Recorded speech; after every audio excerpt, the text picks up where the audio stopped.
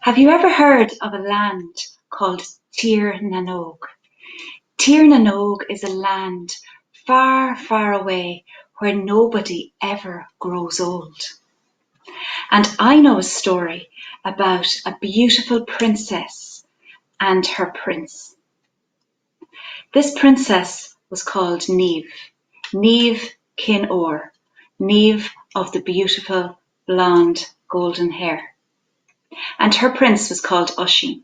And Oisín was the son of Fionn, who was the leader of the biggest army in Ireland, Na Fianna. And one day, when Na Fianna were in the forest, as was usual for them to be, Oisín and his father laughing together and going along on their horses, they came across the most beautiful sight.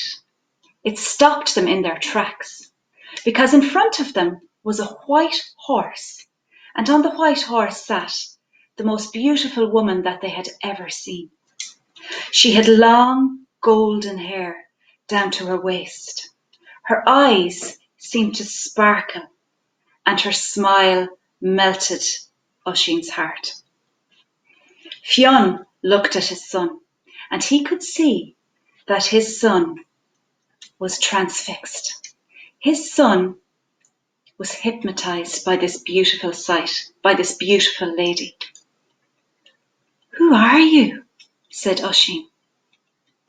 "My name is Niamh, and I have come from a land far, far away, a place called Tir Nanog, and I have searched for you my whole life, Oisín, and I want you to come back to Tir Nanog with me today."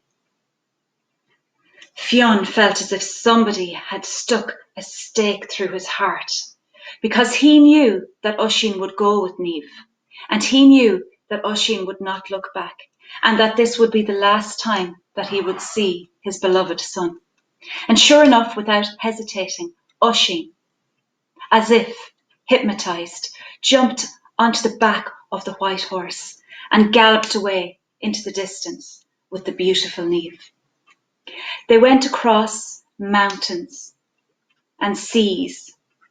They went through deserts. They went through all kinds of weather before finally they reached the magical land of Tir Nanog. And Oisín couldn't believe his eyes when he arrived in this most beautiful of places, because in front of him was a party, a feast, fit for a king, because Oisín was now the king of Tir Nanog. He had come on the arm of a princess, and he was set for a wonderful life ahead. And for many, many years, Niamh and Oisín lived happily. Every day the sun seemed to shine, and every day they seemed to eat a feast more wonderful than the last. They were so happy together and so in love. In fact, 300 years passed, but to Oisín it only felt like 3. And one day he spoke to his princess and he said, "Niamh, I can't shake this feeling. It is a feeling of deep sadness. I am so happy here with you, but I am also lonely for my family. I long to see them, and I long to see my father again. Please, can I go home to visit them in Ireland?" Niamh could see how lonely Oisín was, and so she agreed. Although she was afraid, she agreed to let Oisín take her white horse and travel back to Ireland. "Okay, Oisín, you can go back to Ireland, but on one condition. Your feet must not touch the soil of Ireland. If you touch the land, you will never see me again. You will never return to this land where we are so happy." "Okay, Niamh," promised Oisín, I won't touch the land." And off he went on the big white horse that carried him through deserts and forests, back to his homeland of Ireland. He was so excited and so happy at the thought of seeing his father once more. And when he arrived in Ireland, it took him a little while to notice that things did not quite seem the same.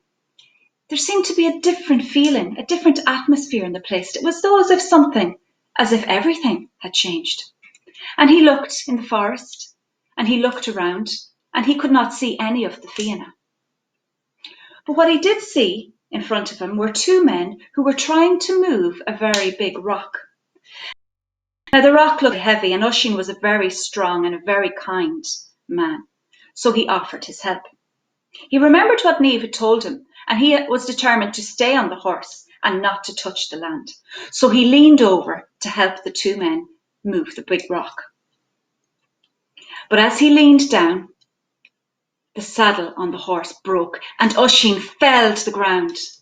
And immediately in front of the eyes of the astounded men, Oisín went from a young, handsome man to a wizened old man, a very, very old, 300-year-old man. Oisín was distraught. "What's happening to me?" he said, because he wasn't used to feeling weak, and he looked at his hands, and they had wrinkled in front of him. "Help me, help me." And of course the two men brought him to the only person they knew who could help, a man who was later to become a saint, Saint Patrick.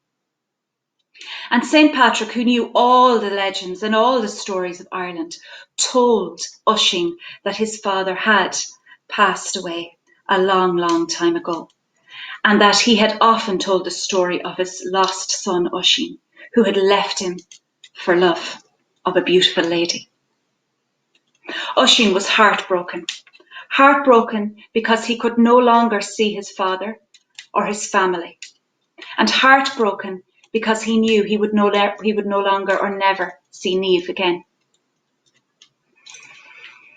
Oisín stayed there with St. Patrick, and he told him stories of Niamh, and St. Patrick told him lovely stories of his father, and they sat by the fire together until Oisín shortly died, a very old man.